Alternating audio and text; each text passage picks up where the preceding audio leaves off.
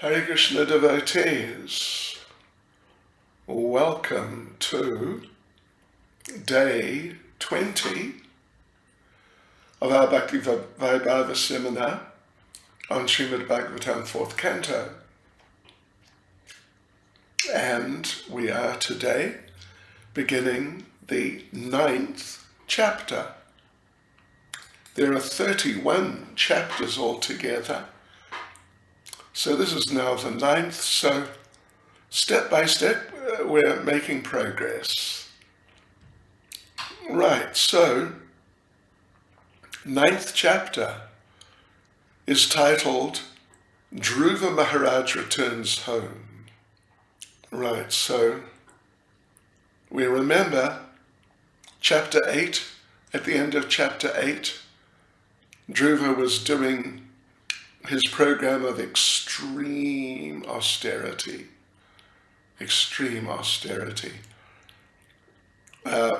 on the basis of the desire to get a kingdom bigger than his grandfathers, or great-grandfathers even, Lord Brahma. But that program of extreme austerity he was doing, it had sort of interwoven into it something very Krishna conscious, which was the chanting of the mantra that Narada gave him, Om Namo Bhagavate Vasudevaya. Okay, so here we are now then. Chapter 9, Dhruva Maharaj returns home. And this is just now a little overview of the sections, but actually first of all let us chant our prayers.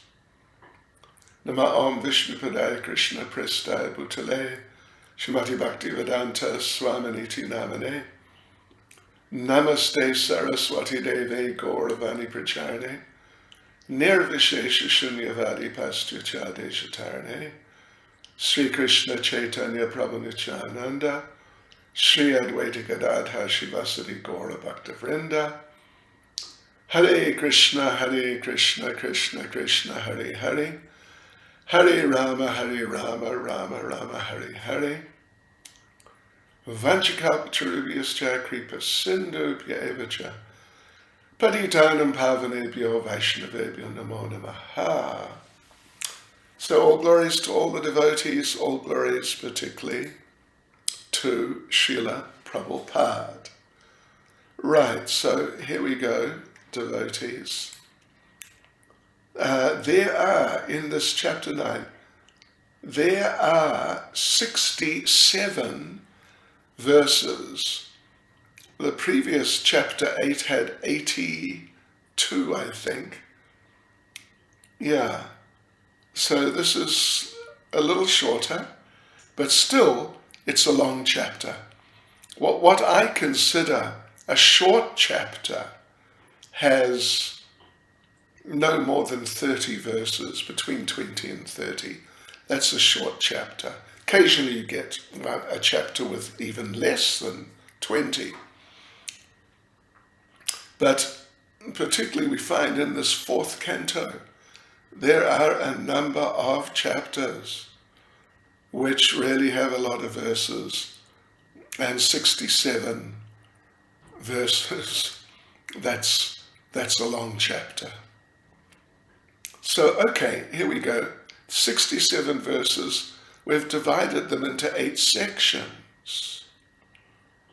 8 sections. First section is just verse 1. And we call it, the Supreme Lord comes to Madhavan to see Dhruva. Because if you recall, Narada Muni instructed or advised or instructed Dhruva to do this practice, sort of, it's an Ashtanga yoga practice with the mantra thrown in also, transcendentalizing it.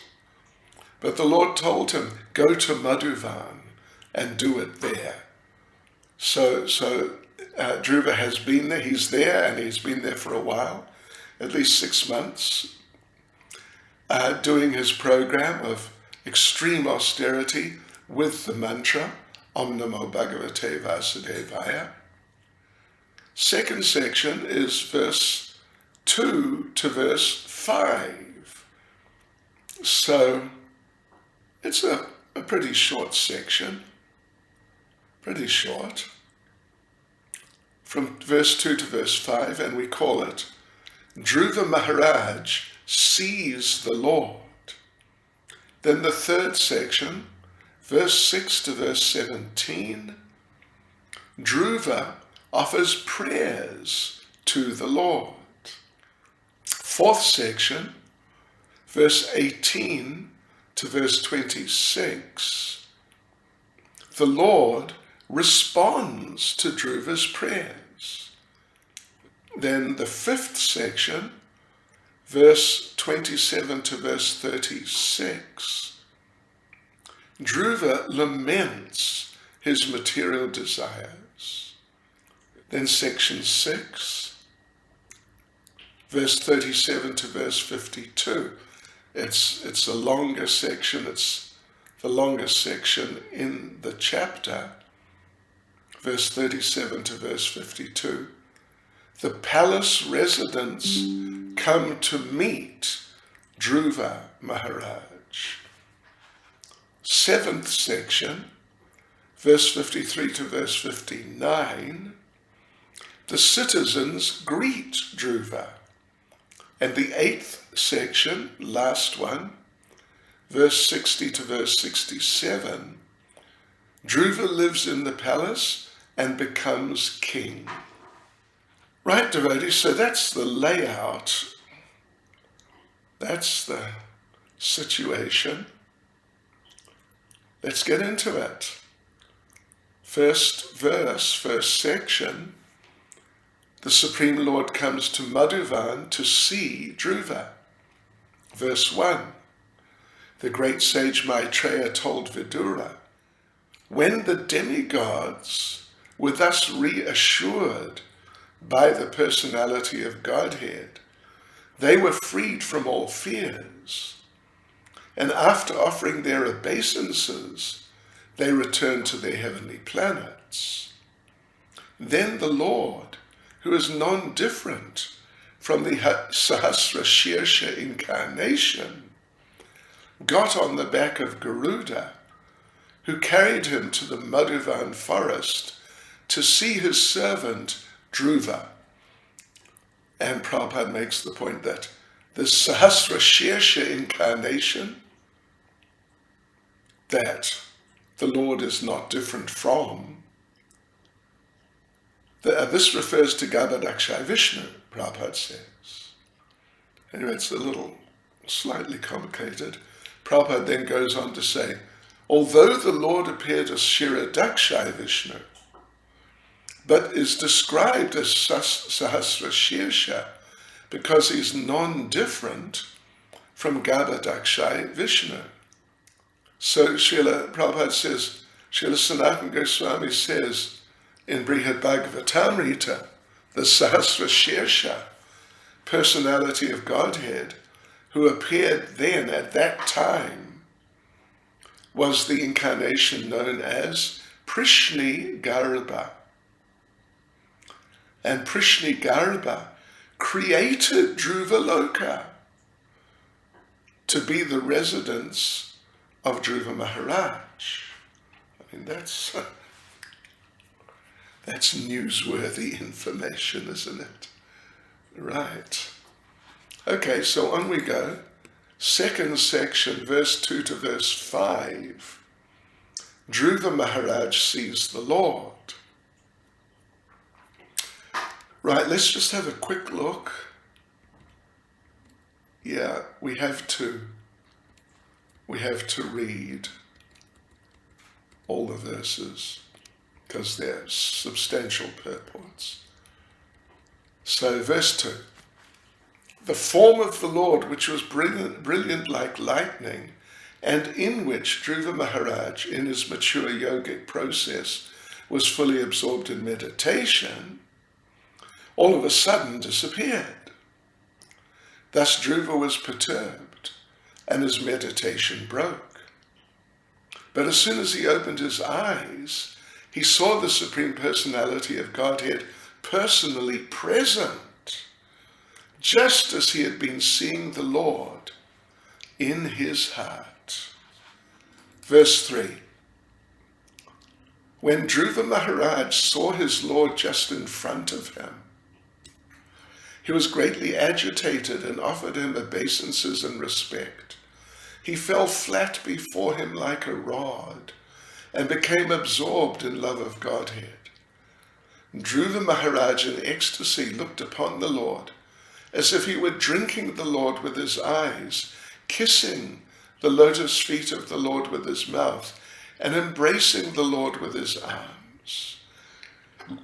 Verse 4. Although Dhruva Maharaj was a small boy, he wanted to offer prayers to the Supreme Personality of Godhead in suitable language. But because he was inexperienced, he could not adjust himself immediately. The Supreme Personality of Godhead, being situated in everyone's heart, could understand Dhruva Maharaj's awkward position. Out of his causeless mercy, he touched his conch shell to the forehead of Dhruva Maharaj, who stood before him with folded hands. Verse 5. At that time, Dhruva Maharaj became perfectly aware of the Vedic conclusion and understood the absolute truth and his relationship with all living entities. In accordance with the line of devotional service to the Supreme Lord, whose fame is widespread, Dhruva, who in the future would receive a planet which would never be annihilated, even during the time of dissolution, offered his deliberate and conclusive prayers. So, verse 2, the form of the Lord which was brilliant like lightning, and in which Dhruva Maharaj in his mature yogic process was fully absorbed in meditation, all of a sudden disappeared. Thus Dhruva was perturbed, and his meditation broke. But as soon as he opened his eyes, he saw the Supreme Personality of Godhead personally present, just as he had been seeing the Lord in his heart. Okay. Right, so of course there's a purport here. It's a single paragraph, but there's quite a bit of information in it. So Dhruva's been performing his yoga practice under the instruction of Narada Muni. And Prabhupada says because of his mature position, because of his advancement in yogic meditation, Dhruva was always seeing the Lord in his heart. But then, as we read, suddenly the Lord disappeared from his heart.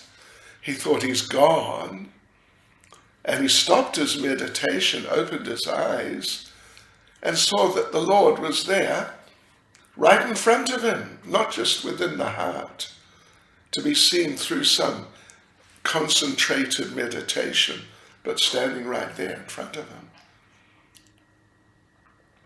So Brahma Samhita, in Brahma Samhita, Lord Brahma says in verse 38, Premanjana Charita Bhakti Velochanena Santasadaiva Hridayeshu Velokayanti. Which means that saintly person whose premanjana, whose eyes are anointed with the ointment of love, so such a saintly person who's situated in love of God always sees him. That verse actually says, Santasadaiva Hridayeshu, that the saintly person, premanjana, whose eyes are being treated with the ointment of love, sees the Lord, but within the heart. Hridayeshu. But when the devotee really becomes mature and really, really advanced, then he sees the same form face to face that he was seeing earlier internally, and who he was thinking about during his not early stages, but earlier stages in devotional service. So Prabhupada concludes the purport by saying, since the Supreme Lord is absolute, the form within the heart of a devotee, the form in the temple, and the original form in Vaikuntha, Vrindavan Dham, are all the same. They are non-different from one another. Verse 3. When Dhruva Maharaj saw his Lord just in front of him, he was greatly agitated and offered him obeisances and respect. He fell flat before him like a rod and became absorbed in love of Godhead. Dhruva Maharaj, in ecstasy, looked upon the Lord as if he were drinking the Lord with his eyes, kissing the lotus feet of the Lord with his mouth, and embracing the Lord with his arms. So we have a short purport here. It's pretty short, yeah. So when Dhruva saw the Lord, he was overwhelmed. And he seemed to be drinking the body of the Lord with his eyes. And Prabhupada explains that the devotee, not just Dhruva, but the devotee's love for the Lord is so intense. He wants to kiss the Lord's lotus feet constantly, touch the tips of his toes, and constantly embrace the Lord's lotus feet.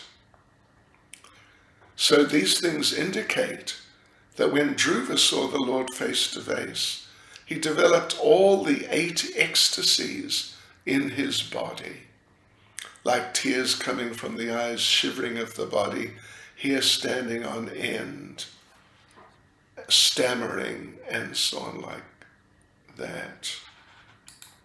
Okay, let's see. So on to verse 4.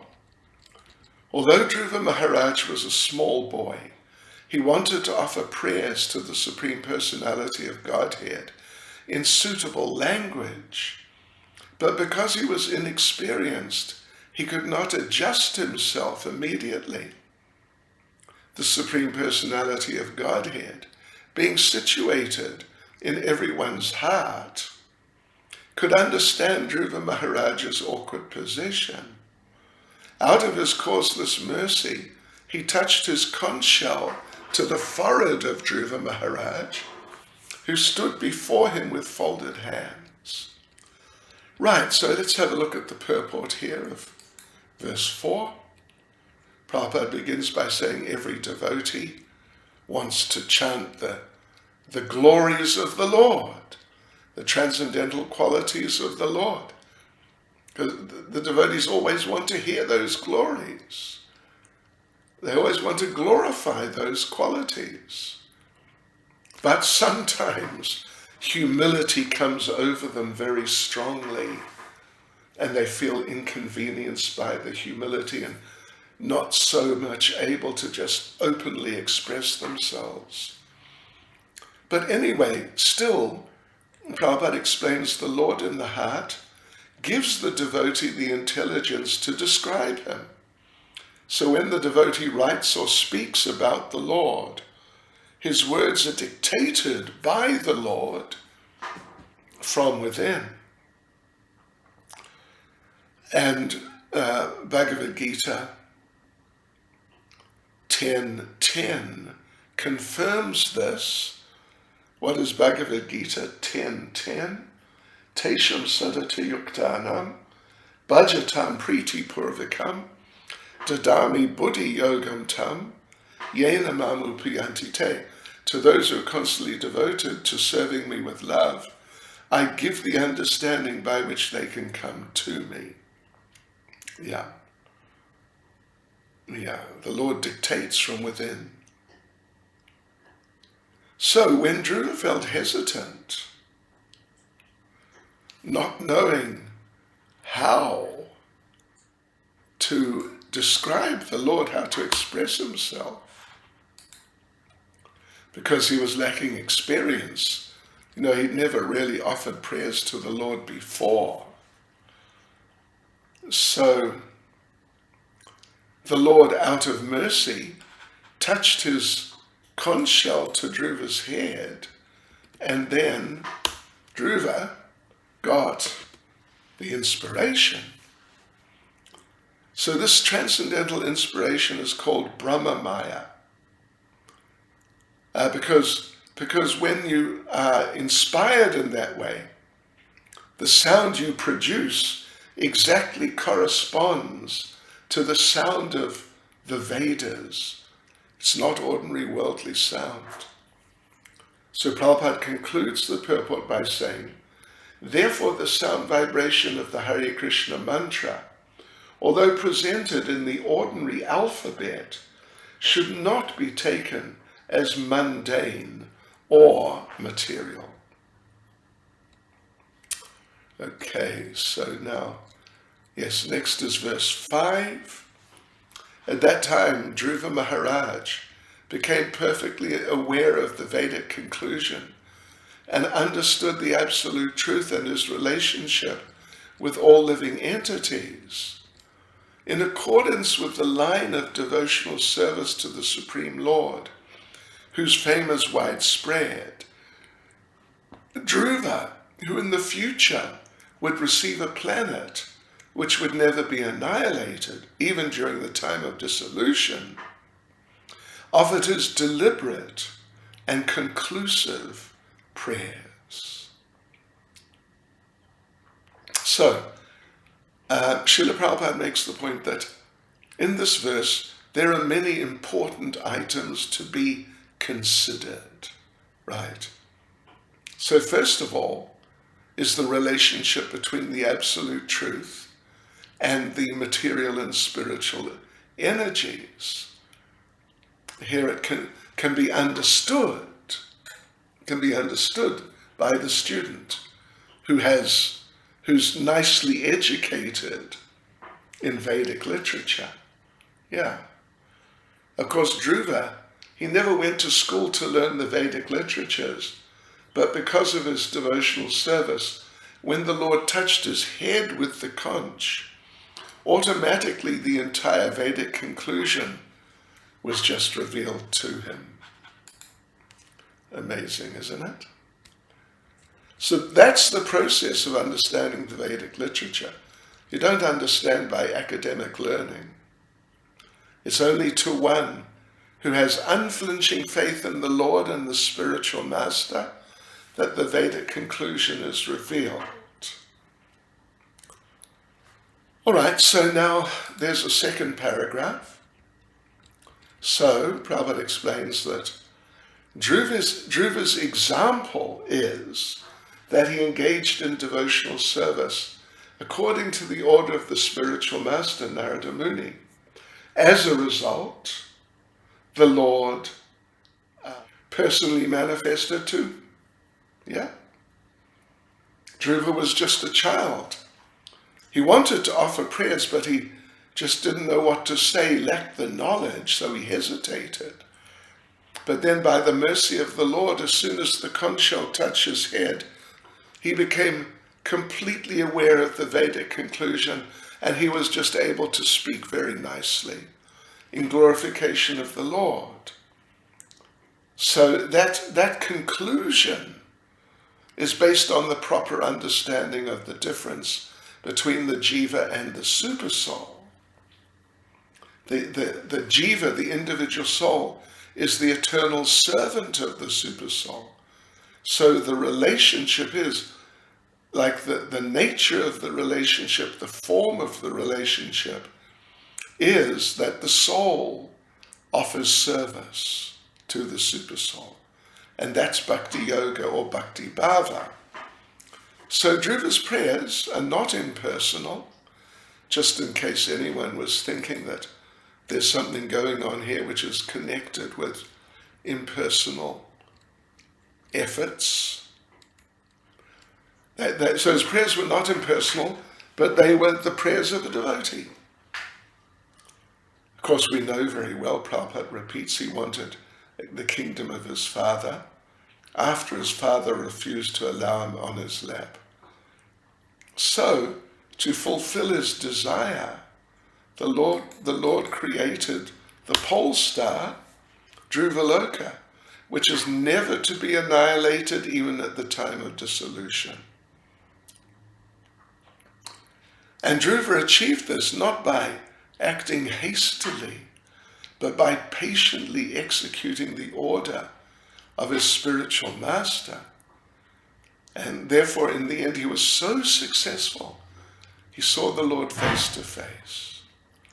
So now he's able to offer fitting prayers.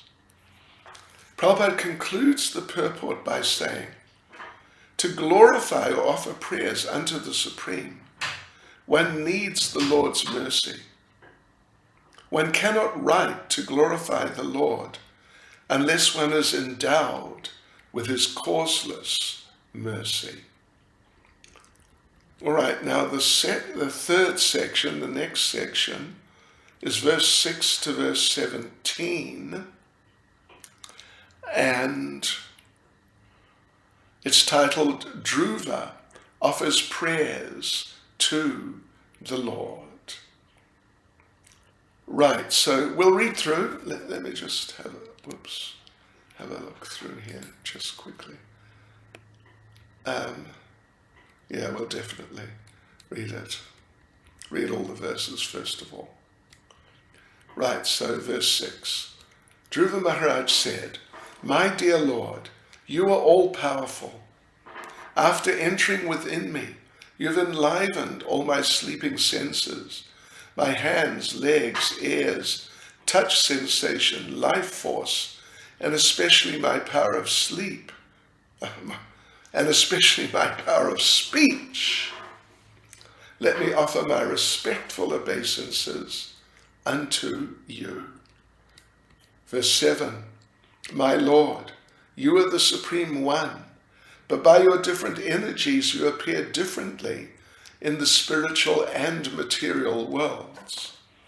You create the total energy of the material world by your external potency.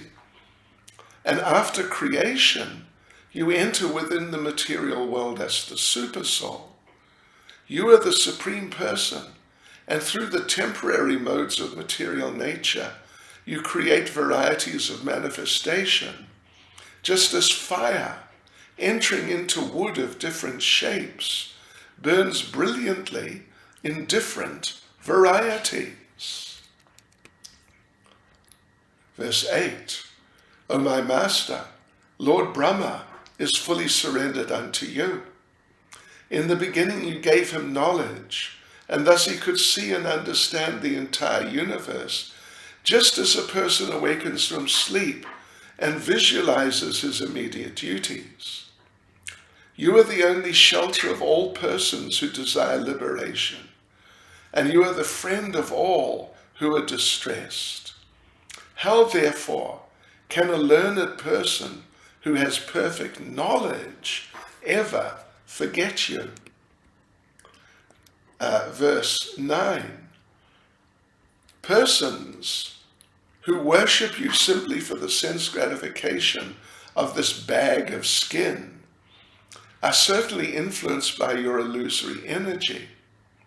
In spite of having you, who are like a desire tree and are the cause of liberation from birth and death, foolish persons such as me desire benedictions from you for sense gratification, which is available even for those who live in hellish conditions.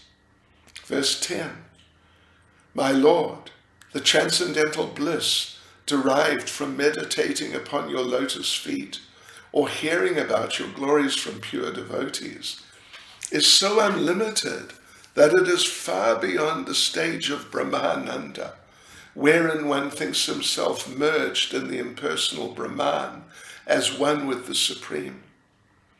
Since Brahmananda is also defeated by the transcendental bliss derived from devotional service, then what to speak of the temporary blissfulness of elevating oneself to the heavenly planets, which is ended by the separating sword of time? Although one may be elevated to the heavenly planets, he falls down in due course of time. Verse 11, Dhruva Maharaj continued, O unlimited Lord, kindly bless me so that I may associate with great devotees who engage in your transcendental loving service constantly, as the waves of a river constantly flow. Such transcendental devotees are completely situated in an uncontaminated state of life. By the process of devotional service, I shall surely be able to cross the nescient ocean of material existence, which is filled with the waves of blazing, fire-like dangers. It will be very easy for me, for I am becoming mad to hear about your transcendental qualities and pastimes, which are eternally existent. Okay, verse 12. O Lord, who have a lotus navel, if a person happens to associate with a devotee whose heart always hankers after your lotus feet, seeking always their fragrance, he is never attached to the material body or in a bodily relationship to offspring, friends, home, wealth, and wife, which are very, very dear to materialistic persons. Indeed, he does not care for them. Verse 13.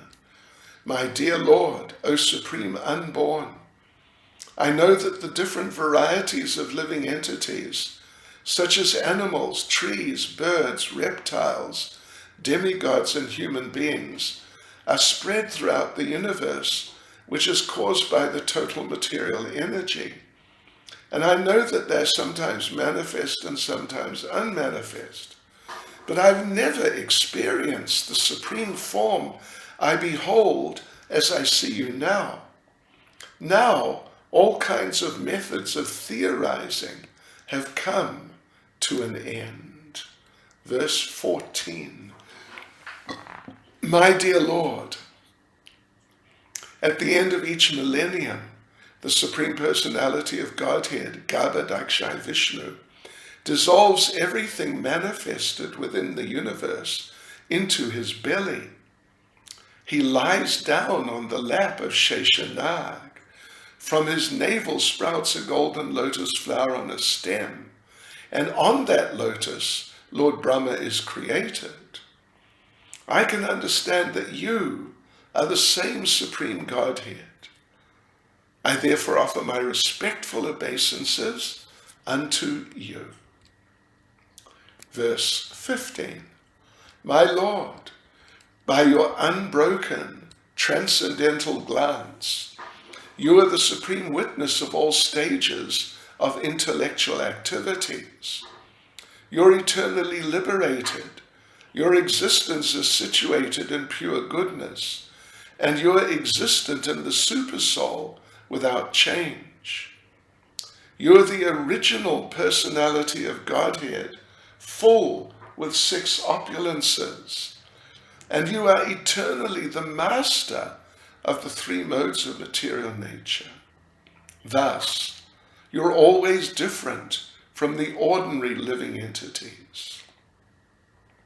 As Lord Vishnu, you maintain all the affairs of the entire universe, and yet you stand aloof and are the enjoyer of the results of all sacrifices. So verse 16, my dear Lord, in your impersonal manifestation of Brahman, there are always 2 opposing elements, knowledge and ignorance. Your multi-energies are continually manifest, but the impersonal Brahman, which is undivided, original, changeless, unlimited and blissful, is the cause of the material manifestation. Because you are the same impersonal Brahman, I offer my respectful obeisances unto you. Verse 17, my Lord, O Supreme Lord, you are the supreme personified form of all benediction. Therefore, for one who abides in your devotional service with no other desire, worshipping your lotus feet is better than becoming king and lording it over a kingdom. That is the benediction of worshipping your lotus feet. To ignorant devotees like me, you are the causelessly merciful maintainer, just like a cow who takes care of the newly born calf by supplying milk and giving it protection from attack. All right, so back to verse 6. Verse 6, here we are. So this is section 3, verse 6 to verse 17. Dhruva offers prayers to the Lord. Verse 6. So now we're going to go through with the purports. Verse 6. Dhruva Maharaj said, my dear Lord, you're all-powerful. After entering within me, you have enlivened all my sleeping senses, my hands, legs, ears, touch sensation, life force, and especially my power of speech. Let me offer my respectful obeisances unto you. So Dhruva understands the difference between how he was before and how he is now, after seeing the Lord, being touched on the head by the Lord and becoming self-realized by the Lord's mercy. He understands that his life force and everything has been asleep. And the fact is, Prabhupada makes the point, unless you come to the spiritual platform, your limbs, mind, and other facilities in your body are sleeping. Unless you're spiritually situated, your activities are like a dead man's or a ghost's. So Bhaktivinoda Thakur sings, O living entity, get up. How long shall you sleep on the lap of Maya? Now you have the opportunity of possessing a human form of body. Now try to get up and realize yourself. And the Vedas also declare, get up, get up. You have the opportunity, the boon of the human form of life. Now realize yourself. So these are Vedic injunctions. Okay, so now, paragraph 2. Dhruva has experienced that when one's senses are enlightened spiritually, you immediately understand the essence of Vedic instructions, that the Lord is the Supreme Person and is not impersonal. He knew he'd been asleep, and now he feels the impetus to glorify the Lord. According to Vedic conclusions, of course, mundane people can't do that because they have no realization of the Supreme Personality of Godhead or of the Vedic conclusion. Now, third paragraph, we've got some big purports here in this chapter. So when Dhruva found how he changed, he understood it's the causeless mercy of the Lord. So he offered obeisances to the Lord, appreciating the Lord's mercy. So this inspiration, this enlivenment he got, was due to the action of the internal potency, which in this verse, the word swadhamna, by spiritual energy, is used to refer to the internal spiritual potency of the Lord. And this sort of enlightenment is only possible by the mercy of the internal energy. So the best way to do that, what's the best way to do that? Chant Hare Krishna. Because first we address the internal spiritual energy, Hare, and it acts. The internal energy acts. The spiritual energy acts when a living entity fully surrenders and takes the role of being the eternal servant. Srila Prabhupada concludes the paragraph: when a person places himself at the disposal or order of the Supreme Lord, that is called Sevon Mukha. Sevon Mukha. At that time, the spiritual energy gradually reveals the Lord to the devotee. Okay, so now the fourth paragraph. And the thing is, and this is very important, without revelation coming from the spiritual energy, you can't offer prayers. How are you going to offer prayers glorifying the Lord? If you try and speculate something or just do something poetic, as mundaners can do, then it's the action of the material energy, not the spiritual energy. But when someone's enlivened by the spiritual energy, all the senses are purified and the devotee engages fully in devotional service. Hands, legs, ears, tongue, mind, etc. No longer any material activities, no interest in material activities. So this is known as Bhakti, or devotional service.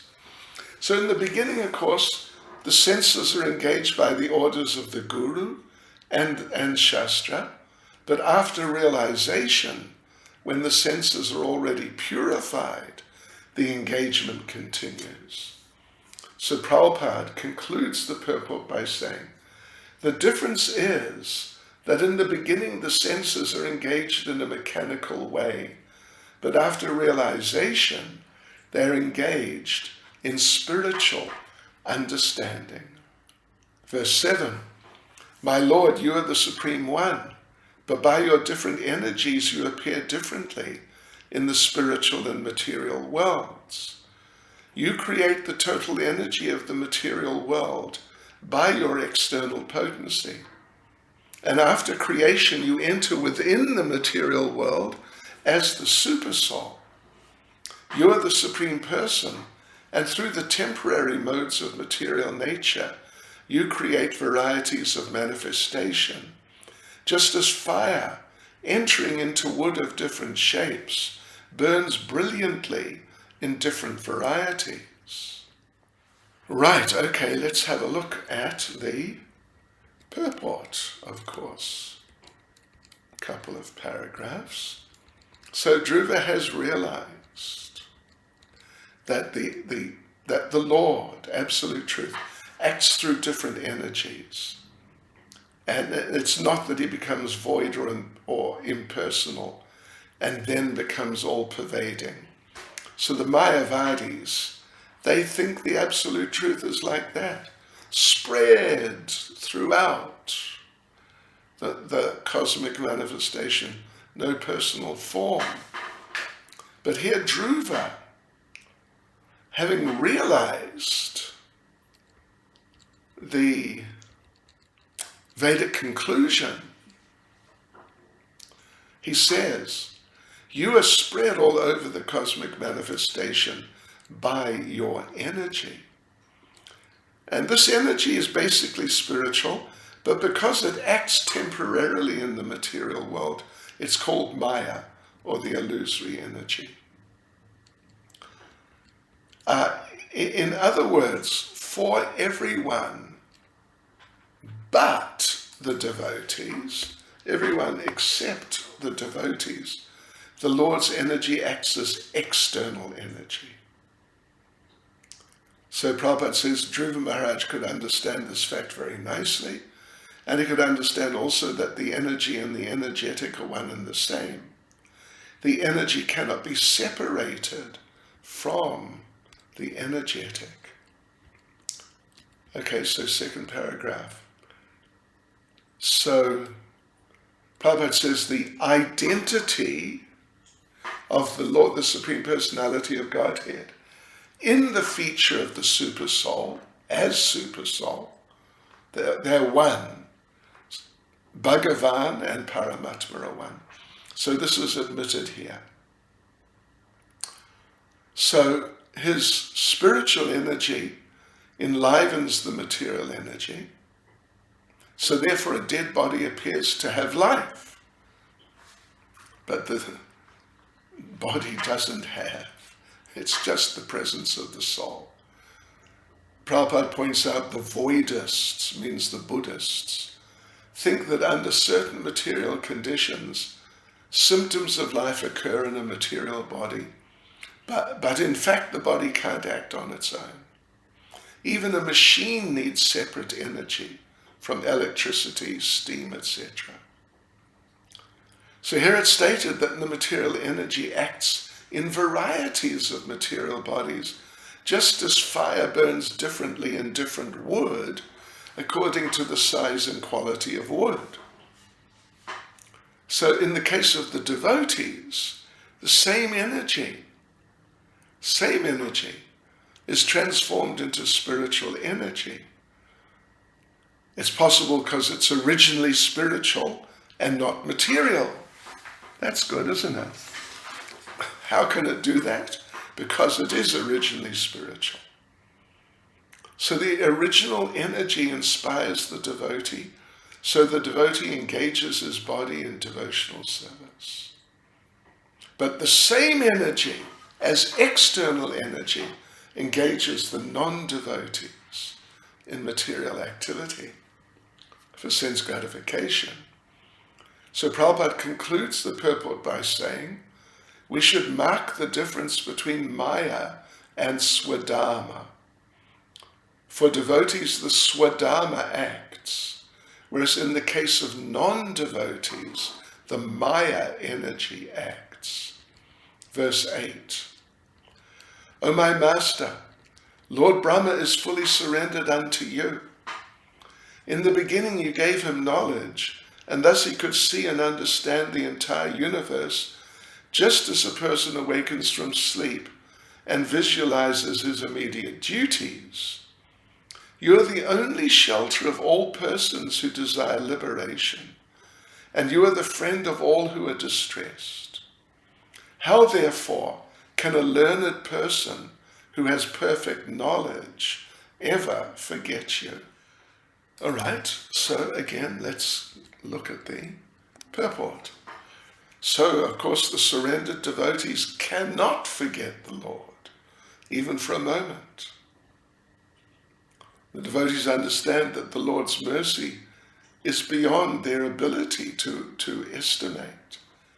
The devotee cannot know how much he's benefited by the grace of the Lord.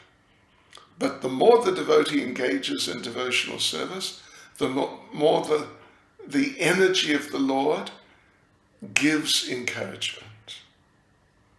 So in Bhagavad Gita, the Lord says those who are constantly engaged in devotional service with love, the Lord gives intelligence from within.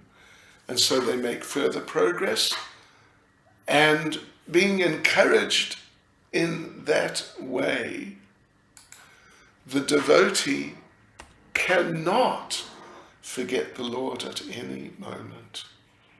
The devotee always feels obliged to him for having increased power in devotional service by his grace.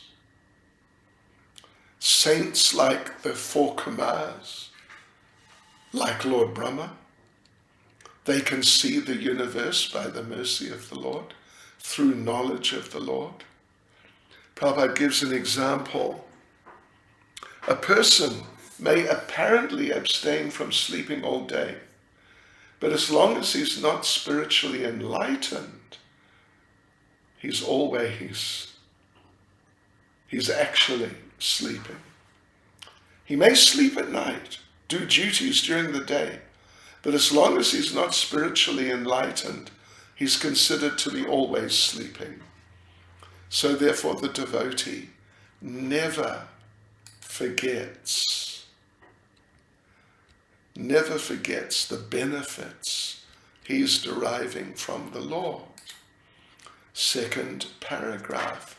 So the Lord's addressed here as Artabandhu, friend of the distressed. And Bhagavad Gita explains, after many births, searching for knowledge, one comes to real knowledge, becomes wise, surrenders to the Lord. But the Mayavadis don't surrender to the Lord. They lack knowledge. Prabhupada concludes the purport by saying, the devotee in perfect knowledge cannot forget his obligation to the Lord at any moment. Verse 9, persons who worship you simply for the sense gratification of this bag of skin are certainly influenced by your illusory energy. In spite of having you, who are like a desire tree and are the cause of liberation from birth and death, foolish persons such as me desire benedictions from you for sense gratification, which is available even for those who live in hellish conditions. Okay, right, so there's a shorter purport here. It's not as long as these others, last few verses. So Dhruva Maharaj is repenting because he knows. I came to the Lord to do service, but for material profit, to get a big kingdom. So he's condemning his attitude. So the fact is that a person, only due to a gross lack of knowledge, does someone worship the Lord for material profit or sense gratification. Actually, the Lord's like a desire tree. You can have whatever you want from the Lord, but the people in general don't know what to ask for.